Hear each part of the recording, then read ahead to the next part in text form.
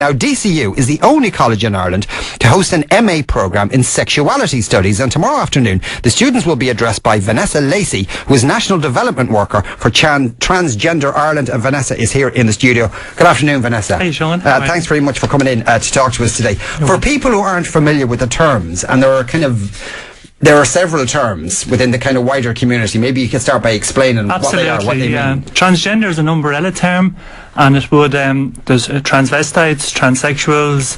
Not that we don't like the word transsexual. There's very many members in our community that don't like the word. It infers that there's sex involved, and really there's not. Also for genderqueer people and some intersex people would identify as transgender as well. Right. Now, you've already confused me. Well, right, okay. Transsexual means, is that a person who's had a sex change? A transsexual would be a person who is incongruent with the biological sex that they're born with. Okay, so they might necessarily have gone through a process, but certainly they would feel that their physical body doesn't suit who they actually are. Yeah. Right, okay.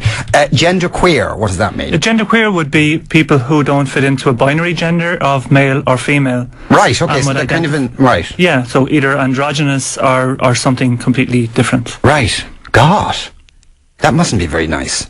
Well, maybe it is, I don't know, but intersex.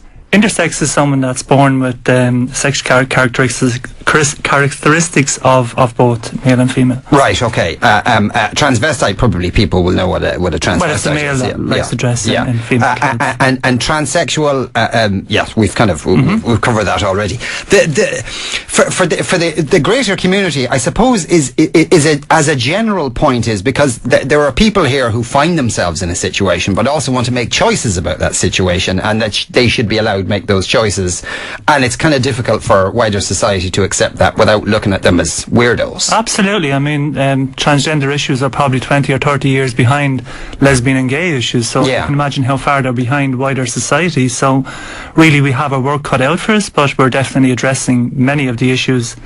And in your work, tell us something about what is the work that you do. Yeah, I'm National Development Worker for Transgender Equality Network Ireland, and what I do is I work mainly in support, but also in education and capacity building as well. And what does that mean? Well, capacity building. Well, capacity building is raising the capacity within different organisations, and maybe lesbian and gay, bisexual organisations that you definitely put the T into the LGBT. You probably heard of LGB organisations before, but now we're definitely having transgender issues more involved with them issues as well. So, yeah, just getting more involved. If someone who is ostensibly a young man, and I don't know if biological, but they feel very strongly that they're a woman, really. Does that tend to present at a certain point in life, or can they feel that way all the time? Yeah, absolutely. I mean, there's very many people that in the community that would feel from very early age that they would identify they would feel the incongruity within whatever sex or biological sex they were born into, and that can go all through life. So I suppose there's probably, to categorise things again, there's probably the older age bracket, over 55s, who have been born in a different era in Ireland, would have having different issues again, and would have having to fight, like the likes of Lydia Foy, who had to fight to change her birth certificate, and is still waiting for gender recognition legislation. Then there's people in the age bracket of probably 25 to 45, and who maybe have been in relationships and just coming out at the moment with I mean, the information is getting out there now. It's starting to seep out there, and then at the same time you have younger people coming out now, and the rate of younger people is just rising and rising, Sean. And a lot of the phone calls I get with the support line is from parents hoping to support their children and not knowing how.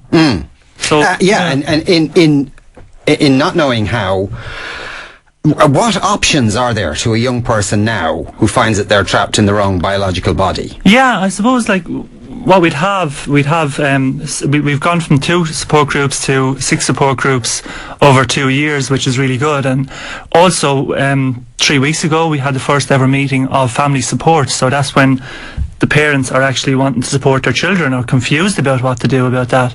So you have both of them, and then you have counselling as well.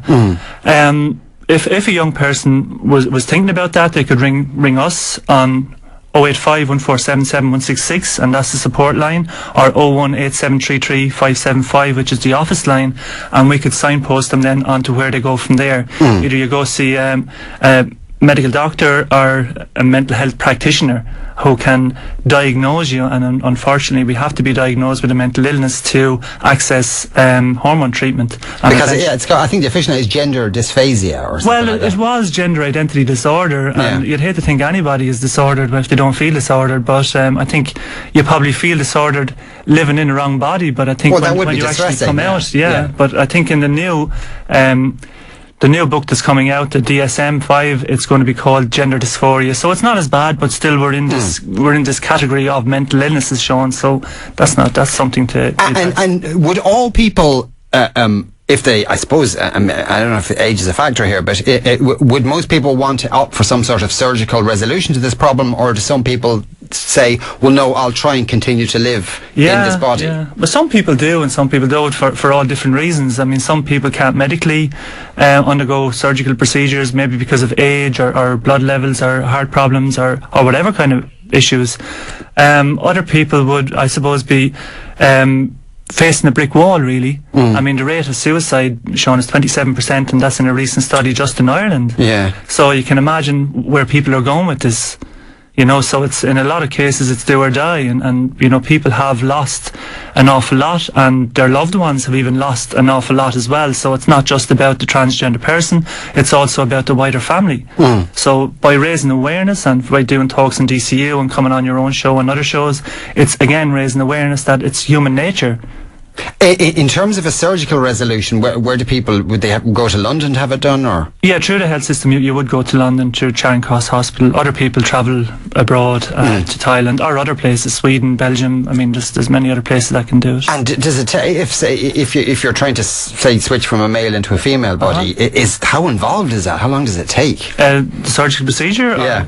Well, I suppose would you start on you'd be starting on certain forms of medication? Well, you go through the mental health system first, and then eventually, I suppose about a year afterwards, you get referred on to Loughlinstown Hospital, which is in Dublin, and you go on hormone treatment and live 2 years in the body that you recognise, in the gender that you recognise, and eventually then, after about 2 to 4 years, or even longer in some cases, you get referred on for surgical procedures. Right, so it's a long drawn out process. It's very, very serious. It's very serious and long drawn out, but you know, it's very much like the Grand National. You get over one hurdle and you face another. Yes. And you've gone through this yourself. Yes. And so do you after all the procedures are over with, do you still have to keep taking hormones? Is there an amount of maintenance you have to do? Yeah, well, I mean, I'm on HRT for the rest of my life. So, and that's okay, that's fine. That's well, yeah, the trouble is that we can get to a point where they are as well. Yeah. Please don't take them off.